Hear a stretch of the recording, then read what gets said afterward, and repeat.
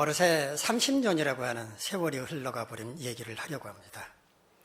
1993년에 어느 가수가 발표했던 노래가 당대 최고의 히트를 기록하면서 대중으로부터 큰 사랑을 받았습니다. 바로 가수 김건모 씨가 부른 핑계라는 노래입니다. 이 노래는 당시만 해도 대중에게 다소 생소한 레게라는 리듬을 사용을 했습니다. 레게라는 리듬은 중남미 대륙의 자메이카 빈민층들이 즐겨 부르던 음악 장르였다고 합니다. 자메이카는 주민 대부분이 아프리카 흑인 노예의 후손들인데, 그래서 레게 음악은 흑인 음악으로 분류를 합니다. 이 노래는 산울림의 김창완 씨가 작사, 작곡을 했는데 헤어진 연인에게 마치 따지는 듯한 노랫말이 인상적이었습니다. 서로 사귄 지 얼마 되지도 않았던 어느 날 연인으로부터 안갯꽃 한 다발을 선물로 받습니다. 그 꽃다발 속에는 편지가 들어있었는데 다른 말은 기억조차 나질 않지만 안녕이라는 말은 가슴에 깊게 새겨졌습니다. 그녀는 슬픈 사랑을 가르쳐주겠다느니 혼자 남는 법을 가르쳐주겠다느니 말하면서 농담처럼 진담인 듯 우리 웃으며 헤어지자고 말했습니다. 하지만 그녀의 말은 앞뒤가 맞지 않았고 그저 핑계일 뿐이라고 하는 걸 알게 되었습니다. 더구나 그녀가 그렇게 쉽게 떠날 거라고는 상상도 하지 않았고 아무런 준비도 없었기 때문에 그녀의 갑작스러운 이별 통보를 받아들일 수가 없었습니다. 그래서 그녀에게 이렇게 말을 합니다. 난 지금도 네 얘기를 이해할 수가 없어. 넌 말도 안 되는 핑계를 대고 있어. 한번 입장 바꿔 생각해봐. 네가 나라면 이 상황에서 웃을 수 있겠니? 핑계란 말을 국어사전에서 찾아보면 어떤 일을 정당화하기 위하여 공연히 내세우는 구실 혹은 잘못한 일에 대하여 구차스럽게 말하는 변명이라고 풀이하고 있습니다. 사람들은 주로 언제 핑계를 댑니까? 상대방이 원하는 걸 들어줄 수 없게 되었을 때 혹은 약속한 것을 그대로 이행하기 어렵게 되었을 때 핑계를 댑니다. 이럴 때 사람들은 왜 원하는 걸 들어줄 수 없게 되었는지, 왜 약속한 걸 이행할 수 없게 되었는지 이유를 설명해 주려고 합니다. 이런 설명을 듣는 사람이 그걸 어떻게 받아들이냐에 따라서 해명이 될 수도 있고 변명이 될 수도 있고 또 핑계가 될 수도 있습니다. 있는 그대로를 사실대로 말하고 있다라고 받아들인다면 해명이라고 생각을 할 것이고 책임을 회피하려는 듯한 태도를 보인다면 변명하고 있다라고 생각을 할 것이고 아예 거짓말로 일관하는 것처럼 보인다면 핑계를 대고 있구나라고 생각을 할 겁니다. 오늘 본문은 모세의 이야기인데 그가 이런저런 이유를 대면서 하나님의 명령을 회피하려는 듯한 태도를 보여주는 것을 우리는 목격하게 될 것입니다. 함께 본문 가운데로 들어가서 내용을 확인해 보겠습니다. 먼저 오늘 본문의 이야기를 조금 더 여러분이 쉽게 이해할 수 있도록 앞에 있던, 이전에 있던 상황을 설명해 드리도록 하겠습니다. 미디안 제사장 이드로의 사위가 된 모세는 양을 치는 목자로 40년 동안 광야를 누비게 되는데 어느 날 양떼를 몰고 호렙산, 그러니까 시내산에 도착하게 됐습니다. 미디안 땅과 호렙산 사이에는 아카바만이라고 하는 바다가 있습니다. 양떼를 데리고 배를 타고 이 바다를 건너갈 수도 없는 일이니까 멀리 돌아서 호렙산까지 가야 했으니까 그 길이 얼마나 멀었겠습니까?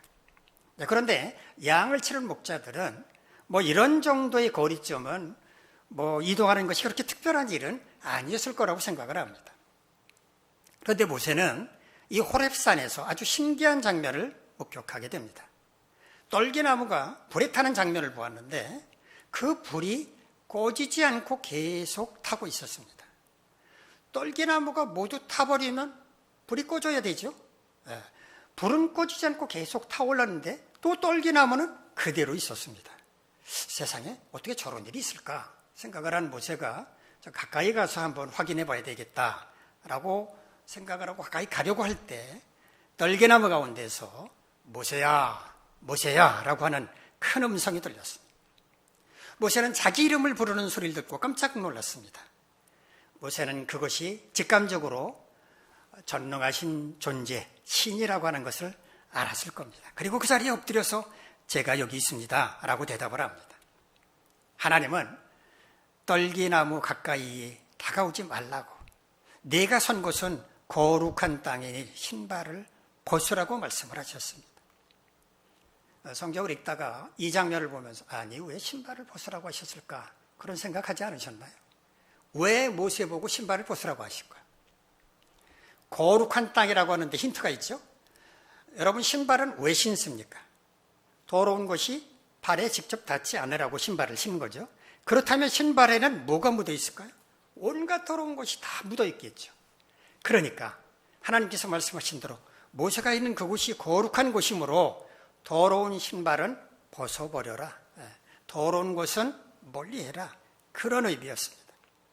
모세가 이렇게 신발까지 벗고 그 자리에 엎드렸을 때 하나님은 모세에게 자신이 어떤 존재인지를 설명을 해주십니다. 나는 네 조상인 아브라함의 하나님, 이삭의 하나님, 야곱의 하나님이다 라고 말씀을 하십니다. 모세의 조상들이 대대로 섬겨온 하나님께서 자신의 이름을 직접 부르며 모세야 라고 부르면서 말씀을 하고 계셨으니 모세는 얼마나 두렵고 떨렸겠습니까?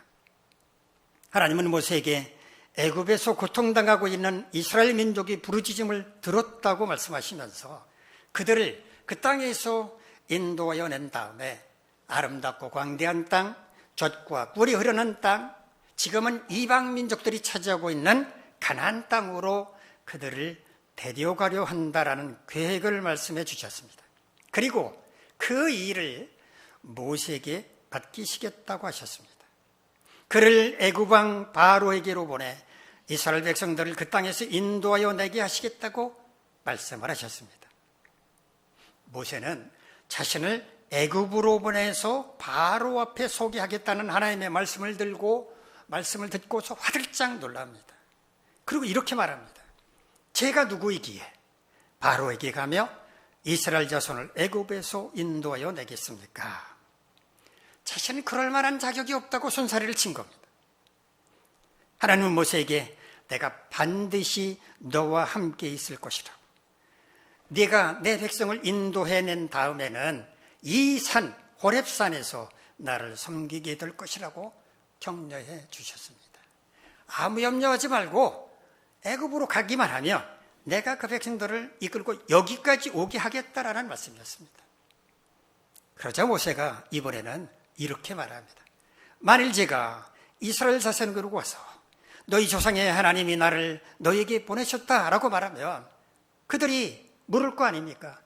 어떤 분, 그분의 이름이 뭔데? 라고 물을 텐데 제가 그럼 그 백성들에게 뭐라고 대답을 해야겠습니까? 라고 말을 합니다.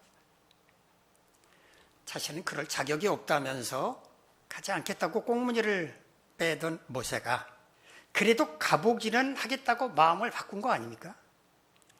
이스라엘 백성들을 만났을 때 그들로부터 받게 될 질문에 대해서 어떻게 대답해야 할지 모르겠다고 말을 했으니 말입니다. 하나님은 모세가 대답할 말을 알려주셨는데 하나님이라고 말하면서 스스로 있는 자다라고 대답하라고 말씀하셨습니다. 하나님은 모세가 애굽으로 갈 마음을 품었다는 것을 확인하시고 모세가 거기 가서 뭘 해야 하는지를 구체적으로 말씀해 주십니다. 먼저 이스라엘 장로들을 모아놓고 그들이 애굽에서 고통당하는 것을 하나님께서 다 보셨다는 것, 그들을 애굽에서 구출해내어 젖과 꿀이 흐르는 땅, 곧 가나안 땅으로 인도하실 거라는 계획을 그들에게 전달하라고 말씀을 하셨습니다. 그리고 장로들과 함께 애굽 왕 바로에게로 가서 이스라엘 민족의 하나님께서 우리에게 임하셨으므로 우리가 하나님께 제사를 드리기 위해서 사흘 길 좀 광야로 나갈 수 있도록 허락하라 라고 말하게 하셨습니다. 하지만 하나님은 말씀하십니다. 바로는 아마 호락호락하게 허락하지 않을 것이다. 그때 내가 그 땅에 여러 가지 이적으로 칠 것이다. 그때 비로소 바로가 백성들을 보낼 것이다 라고 말씀을 하십니다. 또한 이스라엘 백성들이 애굽을 떠날 때 애굽 백성들로부터 은혜를 입도록 하나님께서 역사하실 것인데 그들이 애굽 백성들이 이스라엘 백성에게 은, 금, 폐물은 물론이고 의복도 줄 것이다 라고 말씀을 하셨습니다.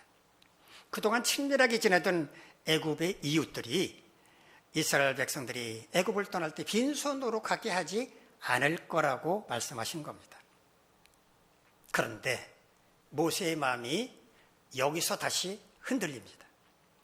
애굽의 바로가 자기를 믿지도 않을 거고 자기가 하는 말을 듣지도 않을지도 모른다면서 하나님께서 모세에게 나타나셨다는 그 사실조차 믿으려고 하지 않을 거라고 두려워했습니다. 하나님은 그런 모세에게 이적을 보여주시죠. 네 손에 들려있는 것이 무엇이냐?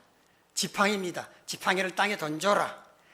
땅에 떨어진 지팡이가 뱀이 되고 꼬리를 잡아라 했을 때 다시 지팡이가 되는 그런 놀라운 능력을 모세에게 주셨습니다. 그것도 모자라서 네 손을 품에 넣었다가 꺼내보라고 하시죠. 그랬더니 손이 하얗게 한센병에 걸려서 하얗게 변하고 말았습니다. 다시 손을 품에 넣었다 빼라고 했을 때 손이 깨끗하게 되는 이적을 보여주셨습니다. 그렇게 해도 바로가 너를 믿지 않는다면 나일 강물을 떠다가 땅에 부으면 그 나일 강물이 피로 변하게 될 것이라고 하는 능력도 주셨습니다. 모세를 믿지도 않고 그가 하는 말을 듣지도 않으려는 바로를 단박에 굴복시킬 수 있는 놀라운 능력을 주셨으니 이제 모세의 두려움은 모두 사라진 셈입니다. 그런데 모세는 또다시 바로 앞에 갈 수 없는 이유를 들이댑니다. 우리 오늘 본문 출애굽기 4장 10절 말씀 화면을 보면서 한번 같이 읽겠습니다. 시작. 모세가 여호와께 아뢰되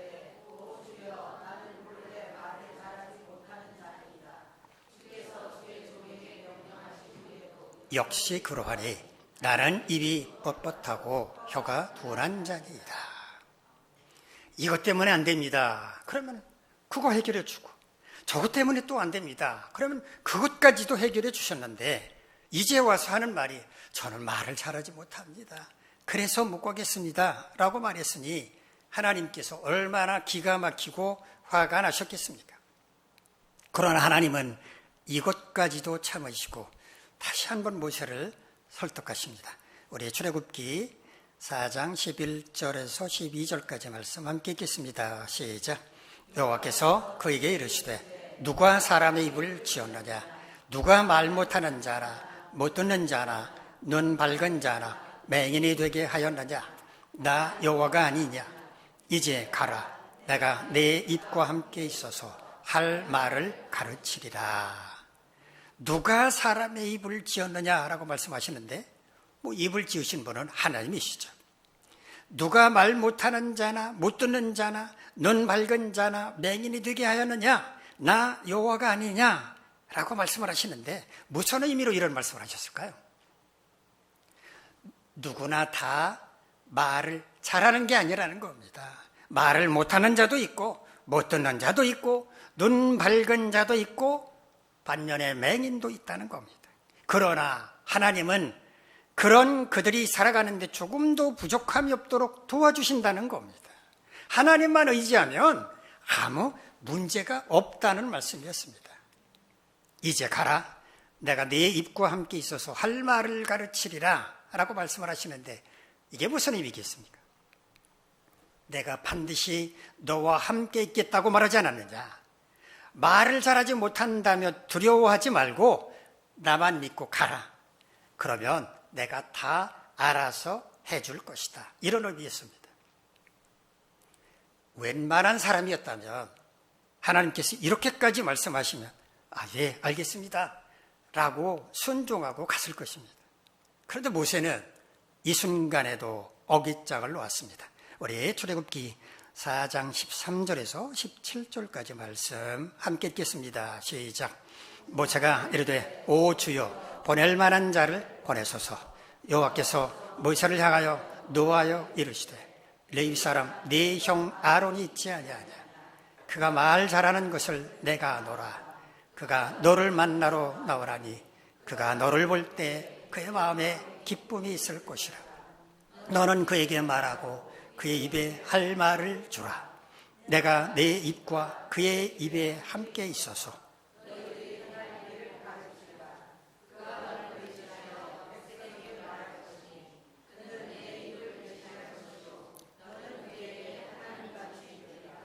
너를 이 지팡이를 손에 잡고 이곳으로 이적을 행할지니라. 하나님을 향해서 보낼 만한 사람을 보내십시오. 이렇게 말하는 게 옳습니까? 이건 아주 건방지고 오만한 태도가 아닐 수 없습니다. 하나님께서 어련히 알아서 그를 선택하셨을 텐데 보낼 만한 사람을 보내십시오 라고 말씀을 드린다면 하나님의 선택이 잘못됐다는 말이 아닙니까? 하나님께서도 마침내 노를 바라셨습니다. 하나님은 네 형 아론은 말을 잘하니 너를 대신에 아론이 말하게 하겠다라고 말씀을 하셨습니다. 하나님께서 모세에게 무슨 말을 할 것인지 알려주시면 모세는 그 말을 대변인인 형 아론에게 전달해서 아론이 대신 말하도록 하겠다는 말씀이었습니다. 그러나 손에 잡은 지팡이로 이적을 보여주는 것은 모세가 직접 행하도록 하셨습니다. 형들에 의해서 애굽의 노예로 팔려간 요셉, 하나님의 은혜로 애굽의 총리가 되었을 때 아버지 야곱은 가나안 땅에 극심한 기근을 피해서 11명의 아들들과 그의 가족들 70명을 이끌고 애굽으로 이주해서 나일강 주변 고센이라고 하는 곳에 정착하게 됩니다. 세월이 흘러서 요셉과 그의 형제들은 모두 죽고 말았고 애굽 사람들이 요셉 총리가 있었다는 것조차 기억하지 못하게 됐을 때 이스라엘 민족은 애굽 땅에서 크게 번성해 있었습니다. 애굽 왕 바로는 이처럼 번성한 이스라엘 민족이 장차 애굽의 대적이 될지도 모른다며 두려워하게 되었고 급기야 이스라엘 민족의 번성함을 저지할 대책을 세우게 됩니다. 이스라엘 백성들을 공사 현장에 투입해서 과도할 만큼의 강도 높은 고된 노동을 시켰고 이스라엘 여인들이 자녀를 출산하는 현장에 가는 산파들에게 만일 이스라엘 여인들이 아들을 낳으면 죽여버려라 라고 하는 명령을 내리게 됩니다. 그러나 하나님을 두려워한 산파들이 사내아이를 낳아도 죽이지 않고 살려주게 되자 계획을 변경하죠. 이스라엘 가정에서 아들이 태어나면 나일강에 던져버려라 라고 하는 명령을 내리게 됩니다.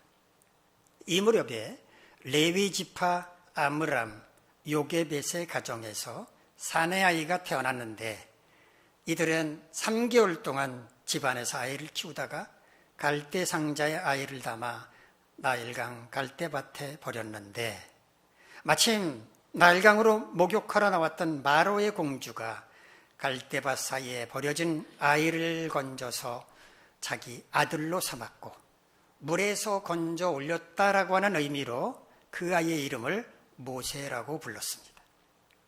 모세는 이와 같이 애굽 왕궁에서 애굽의 언어, 애굽의 문화를 익히며 자랐는데 그의 나이 40세가 되었던 어느 날 왕궁 밖으로 나가 공사 현장을 둘러보다가 애굽 사람에게 폭행당하는 이스라엘 백성들을 발견하고 격분한 나머지 폭행하는 애굽 사람을 죽였습니다.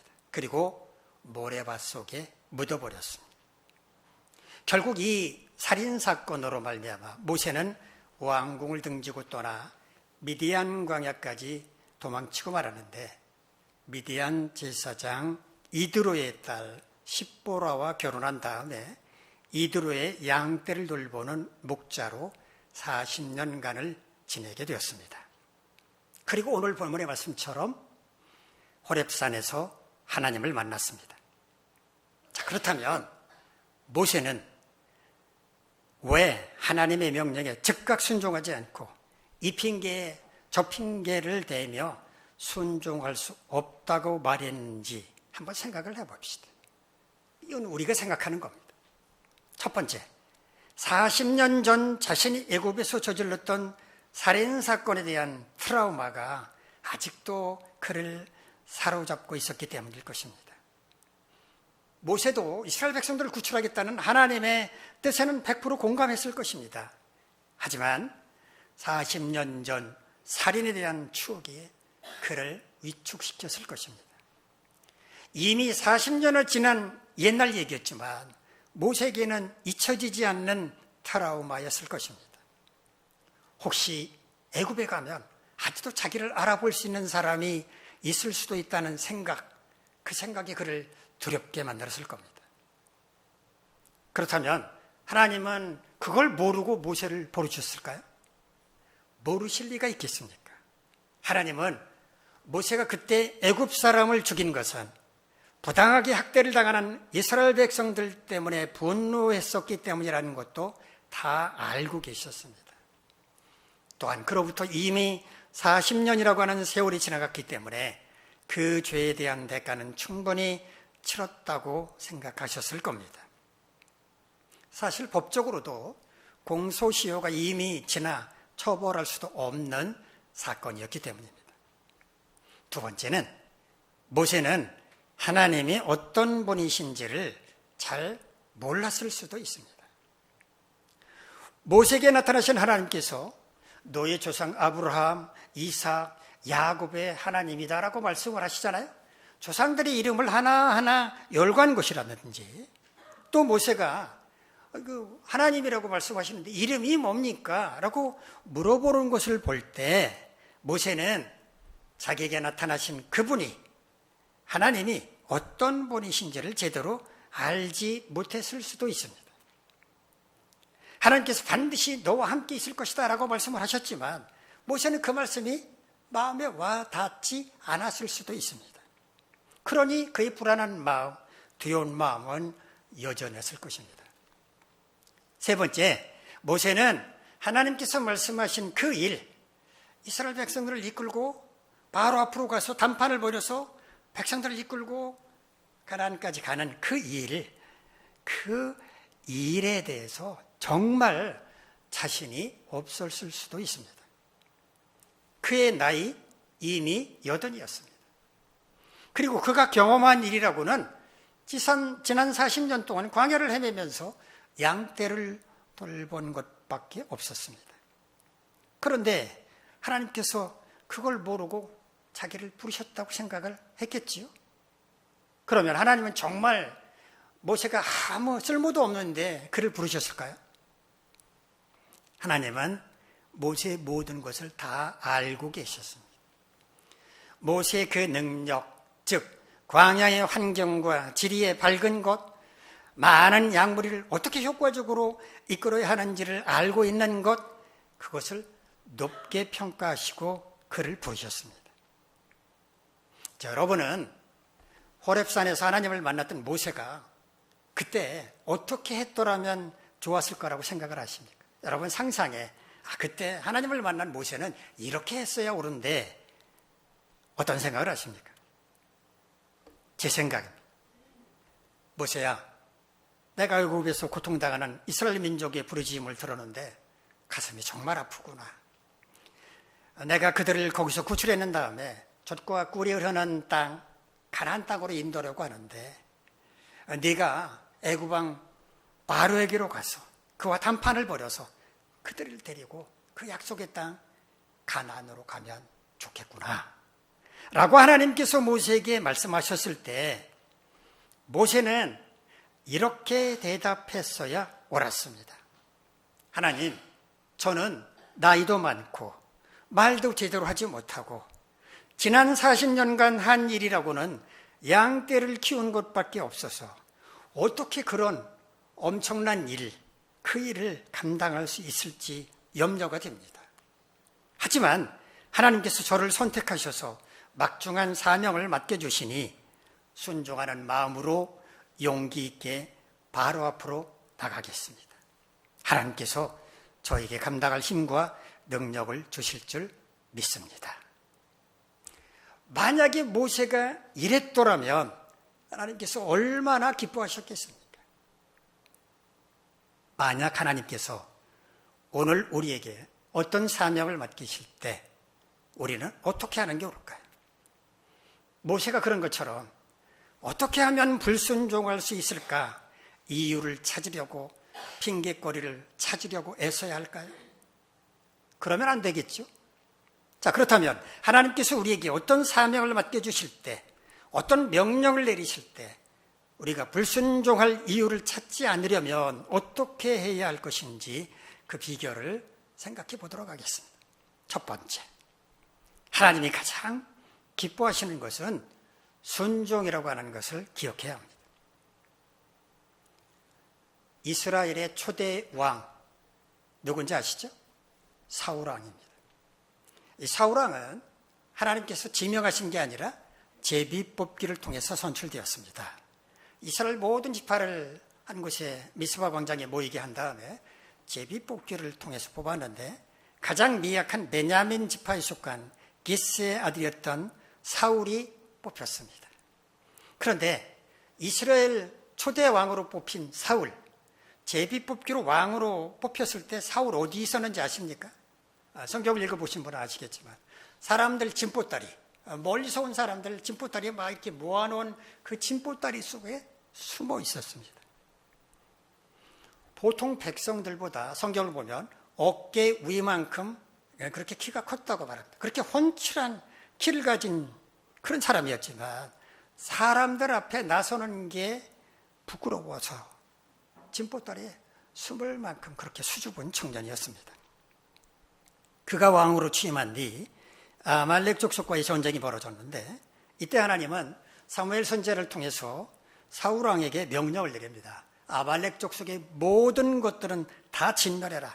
그들의 소유, 남녀노소, 짐승들 남기지 말고 다 죽이라라고 명령을 내리셨습니다. 왜 그렇게 명령을 내리셨는가? 그들이 출애굽한 이스라엘 백성들을 공격을 했거든요. 사막에서 첫 번째로 공격한 민족이 아말렉 족속이었습니다. 그러니까 그들을 남김없이 진멸해라 라고 명령을 내리셨습니다. 사울이 전쟁터로 나갔습니다. 하나님께서 함께 하셔서 아말렉 족속과의 전쟁에서 승리를 거두었습니다. 그런데 아말렉 족속의 왕을 죽이지 않고 포로로 사로잡아 왔습니다. 아각 왕을 그냥 생포해서 데려왔습니다. 아각 왕이 기르던 소, 양들 가운데서 아주 가장 좋은 것, 기름진 것, 그리고 어린 양, 이런 것들은 끌고 왔습니다. 그리고 가치도 없고 하찮은 것들은 진멸했습니다. 그걸로 끝난 게 아닙니다.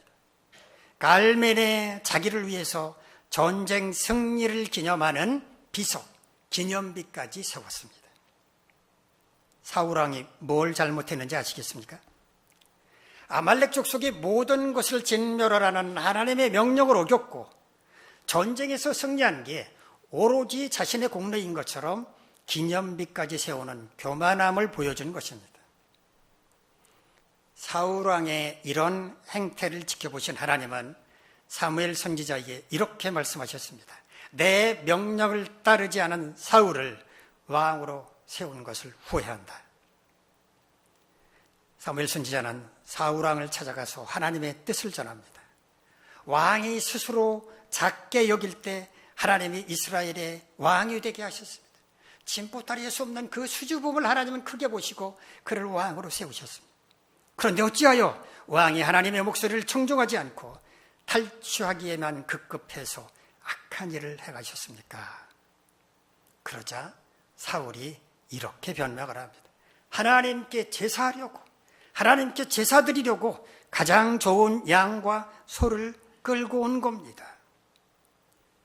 하나님께 제사하는 곳으로 불순종을 덮으려고 한 겁니다. 사울왕의 말에 사무엘 선지자가 이렇게 말했습니다. 유명한 말이죠. 하나님은 제사보다 순종하는 것을 더 좋아하십니다. 거역하는 것은 점치는 죄를 짓는 것과 같고 완고한 것은 우상에게 절하는 죄를 짓는 것과 같습니다. 하나님의 명령에 온전히 순종하지 않은 사울 왕은 점을 치는 죄를 짓고 우상에게 절을 하는 죄를 지은 것과 똑같은 죄를 지었다고 선언한 것입니다. 하나님만 순종을 기뻐하십니까? 우리도 마찬가지 아닙니까? 만약에 여러분의 자녀가 부모인 여러분의 말에 순종하지 않는다면 기분이 어떨 것 같습니까? 여러분의 친구가, 가까운 이웃이, 믿음의 지체가 사사건건 여러분의 말에 동의하지 않고 딴지를 건다면 기분이 좋을 리가 없지 않습니까?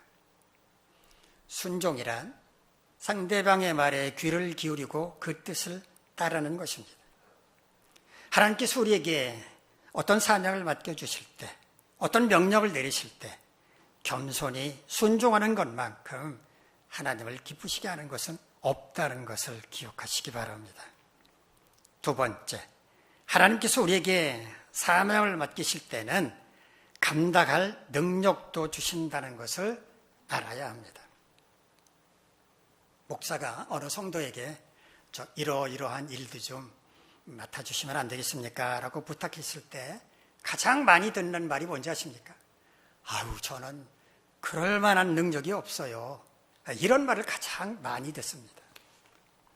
목사가 그분의 능력도 헤아리지 않은 채 어떤 일 좀 맡아달라고 부탁을 하겠습니까? 그분 정도라면 충분히 감당할 수 있다는 판단이 섰기 때문에 부탁하는 것인데도 불구하고 그렇게 말을 한다면 아유, 참 겸손하신 분입니다 라고 칭찬할 수 있겠습니까? 내 뜻을 따를 생각이 없어서 핑계를 대는구나 생각할 수밖에 없습니다. 하나님께서 우리에게 어떤 사명을 맡기실 때는 그것을 감당할 수 있는 능력도 함께 주십니다. 우리가 어떤 일을 두려워할 때, 시작할 때 두려워할 때 그 두려움 때문에 시작하지 않는다면 그 일은 영영하지 못합니다. 그래, 두렵더라도 그래 한번 시작해보리라. 그렇게 시작하면 어떻게 됩니까? 할 수 있습니다. 무슨 일이나 다 할 수 있습니다. 또한 하나님은 우리가 그 일을 잘 할 수 있도록 능력도 주실 뿐만 아니라 여건과 형편도 허락해 주십니다. 바울은 빌립보서 4장 13절에서 이렇게 말했습니다. 내게 능력 주시는 자 안에서 내가 모든 것을 할 수 있느니라. 이걸 NIV 영어 성경으로 보여드리면 이렇습니다. I can do all this through him who gives me strength. 나에게 힘을 주시는 그분을 통해서 이 모든 것을 I can do, 나는 할 수 있습니다 라는 뜻입니다. 하나님께서 우리에게 사명을 맡기실 때 우리가 취할 가장 바람직한 태도는 바로 이것입니다. 지금 내게 사명을 감당할 만한 능력은 없지만 내게 능력을 주시는 하나님이 계심으로 내가 담대하게 그 사명을 한번 감당해 보겠습니다 라고 말하는 겁니다. 여러분 모두 이럴 수 있기를 간절히 바랍니다. 세 번째, 하나님께서 우리와 함께 하시면 어떤 난관도 넉넉하게 헤쳐나갈 수 있다는 것을 믿어야 합니다.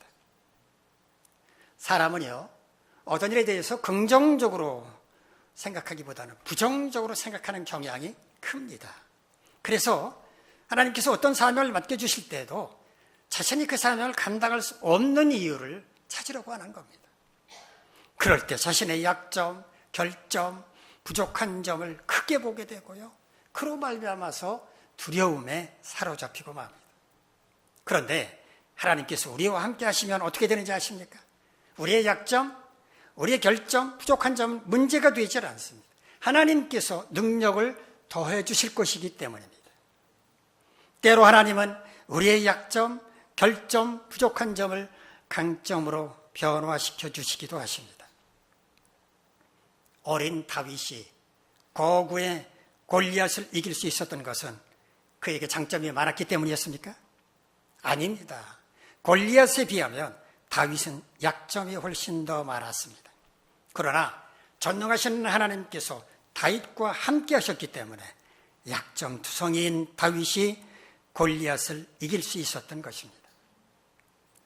시편 118편 6절을 보면 시인은 이렇게 고백합니다. 여호와는 내 편이시라. 내가 두려워하지 아니하리니 사람이 내게 어찌할까. 하나님이 함께 하시면, 하나님이 내 편이 되시면 두려울 게 뭐가 있겠습니까? 어떤 난관도 넉넉하게 헤쳐나갈 수 있습니다. 하나님께서 계획하신 어떤 일을 행하실 때 하나님께서 직접 그 일을 행하시는 것이 아니라 신실한 하나님의 자녀를 통해 그 일을 행하십니다. 그러므로 하나님은 어떤 일을 행하실 때 누군가를 불러서 그 사명을 맡겨주십니다.